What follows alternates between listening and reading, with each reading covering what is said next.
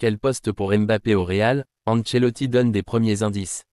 L'entraîneur du Real Madrid a évoqué la façon dont il comptait intégrer sa nouvelle recrue dans le secteur offensif, dans le podcast The Obi-Wan de l'ex-footballeur Obi Mikel. Depuis la confirmation de l'arrivée de Kylian Mbappé au Real Madrid, la question de la position de l'attaquant sur le terrain fait couler beaucoup d'encre. Une réponse qui ne dépend que de Carlo Ancelotti. L'Italien n'est pas inquiet et semble déjà avoir une idée de la façon dont il va gérer ça. Je le vois jouer devant, avec une attaque très ouverte. L'attaque s'étale sur 68 mètres en largeur et nous devons couvrir ces 68 mètres avec les attaquants. L'intégration de Mbappé dans l'équipe ne posera pas de problème. Il faut se souvenir de ce qu'il a dit, qu'il s'adaptera à l'équipe. L'essentiel est que chaque joueur mette son talent et sa qualité au service de l'équipe, a déclaré Ancelotti. À la question de savoir si Mbappé jouerait au poste d'ailier gauche, il a ajouté « Mais si je vous demande, où Vinicius a-t-il joué la saison dernière, c'est difficile à dire. Vini n'a pas joué en tant qu'ailier gauche. Je pense que la clé la plus importante pour avoir une bonne attaque, c'est la mobilité des joueurs. Liberté et mobilité. Il ajoute, parfois, Vini peut jouer à gauche et parfois dans l'axe. Bellingham jouait parfois à gauche, parfois dans l'axe et parfois à droite.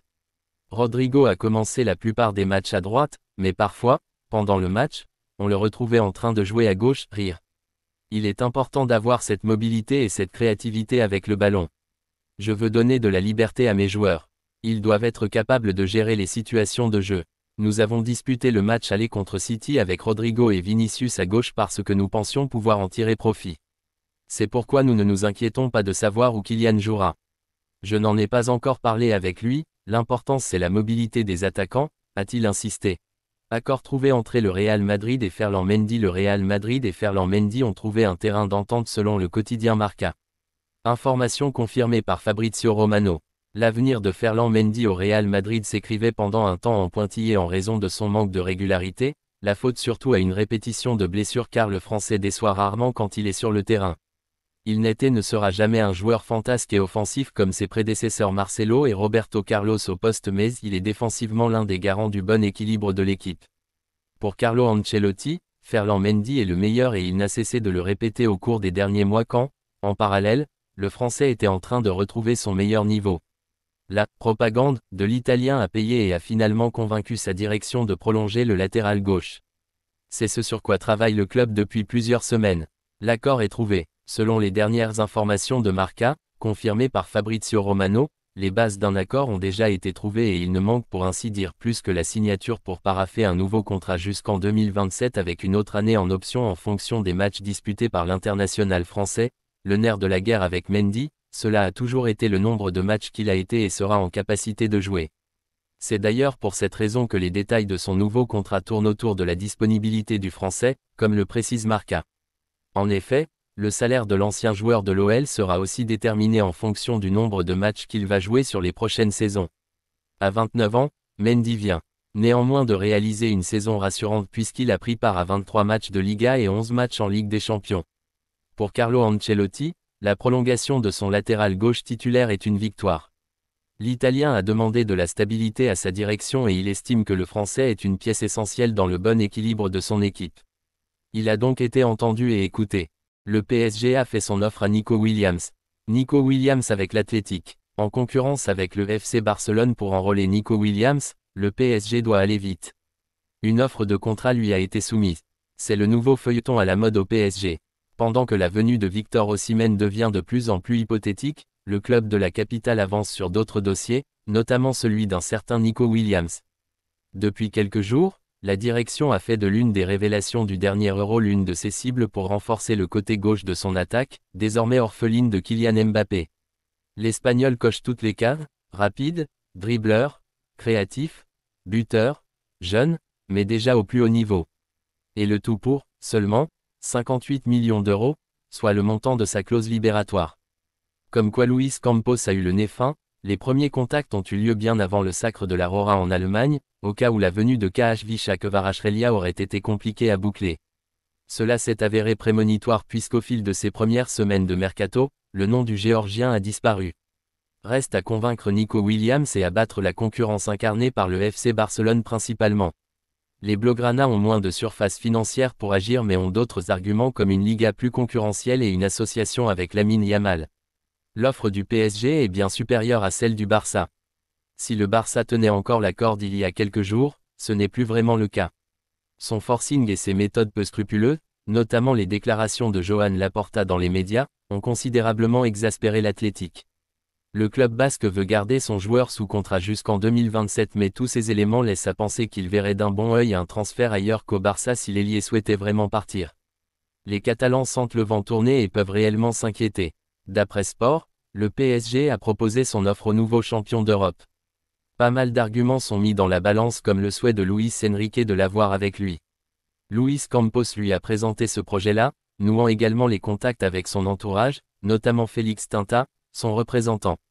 C'est après ces discussions que le dirigeant portugais a pu formuler une première proposition financière particulièrement alléchante. Le salaire envisagé est le double de celui autorisé pour le FC Barcelone.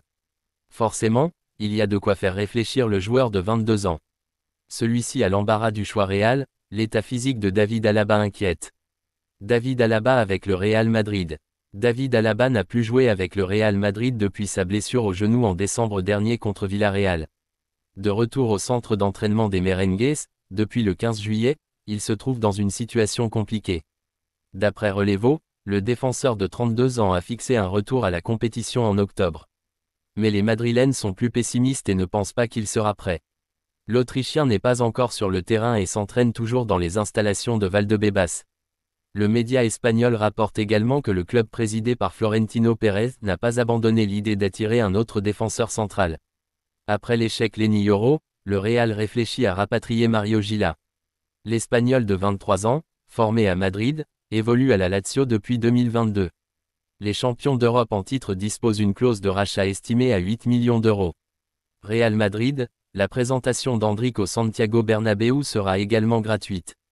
Endrick avec le Brésil. Recruté par le Real Madrid à Palmeiras, Endrick sera présenté au stade Santiago Bernabéu, ce samedi à midi. Même s'il y aura moins de spectateurs, a priori, par rapport à l'accueil réservé à Kylian Mbappé, les supporters madrilènes seront nombreux pour l'accueillir dans sa nouvelle maison. Comme le rapporte AS, le club madrilène a décidé que les places seront gratuites pour les socios qui souhaiteront assister à la présentation du Brésilien, comme pour le Français. Acheté pour 47,5 millions d'euros, l'international brésilien de 18 ans, 10 sélections, aura une sacrée concurrence face à lui en attaque. Avec Mbappé, Vinicius Junior, Rodrigo, Brahim Diaz et Arda Güler, il devra montrer à Carlo Ancelotti qu'il peut être à la hauteur de cet immense défi. Cristiano Ronaldo va rejouer en Espagne. Cristiano Ronaldo avec le Portugal. Après l'élimination du Portugal en quart de finale de l'Euro contre la France, Cristiano Ronaldo s'était vu accorder quelques semaines de vacances par son club d'Al Nassr.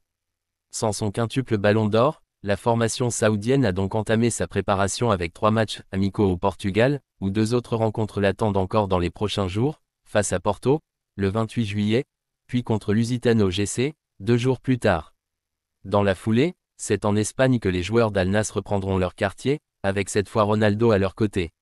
Ce jeudi, Mundo Deportivo nous informe que l'attaquant de 39 ans va même rejouer dans le pays de Cervantes, et plus précisément en Andalousie, pour y défier Almeria, le 8 août, dans le cadre d'un match amical. Aymeric Laporte ou Sadio Mané devraient également prendre part à l'événement. Manchester City gâche les plans mercato du FC Barcelone. Joao Cancelo. Alors que le FC Barcelone souhaite conserver Joao Cancelo, la direction de Manchester City ne fera aucun cadeau à ses homologues catalans. Le FC Barcelone est au four et au moulin en ce moment. D'abord, les dirigeants doivent régler les soucis qu'ils ont avec le fair play financier de la Liga, et retrouver cette fameuse règle du 1 sur 1. Ceci leur permettrait de dépenser chaque euro qui entre dans les caisses du club, ce qu'ils ne peuvent pas faire pour le moment. Pour ce faire, il va falloir vendre des joueurs avec une certaine valeur, ou signer des deals intéressants sur le plan financier. L'objectif est d'offrir un bel effectif à Hansi Flick, le nouveau tacticien du FC Barcelone. Les Catalans sont notamment sur le dossier Nico Williams, qui fait quotidiennement la une des médias sportifs chez nos voisins ibériques. Dans le même temps, il est aussi question d'un intérêt blaugrana pour un autre champion d'Europe, et pas des moindres, Dani Olmo. 2 potentiels renforts de poids. Un prix conséquent. Et derrière alors, le Barça semble plutôt bien fourni, et l'objectif est surtout de conserver un joueur qui était prêté la saison dernière, Joao Cancelo. Contrairement à son homonyme et compatriote Joao Félix, le latéral a convaincu la direction barcelonaise. Mais comme l'explique Mundo Deportivo, Manchester City ne facilite pas les choses. Même si les Citizens et Pep Guardiola ne comptent pas vraiment sur lui, ils ne veulent pas le brader aux Catalans. Le champion d'Angleterre réclame ainsi 30 millions d'euros pour celui qui a 32 matchs de Liga la saison dernière, pour 2 buts et 4 passes décisives. Un montant conséquent pour le Barça actuellement, et ce alors que le joueur est prêt à faire des sacrifices sur le plan financier. Manchester City souhaite le vendre définitivement et non le laisser filer dans le cadre d'un nouveau prêt. Autant dire que c'est plutôt mal parti pour le FC Barcelone pour l'instant.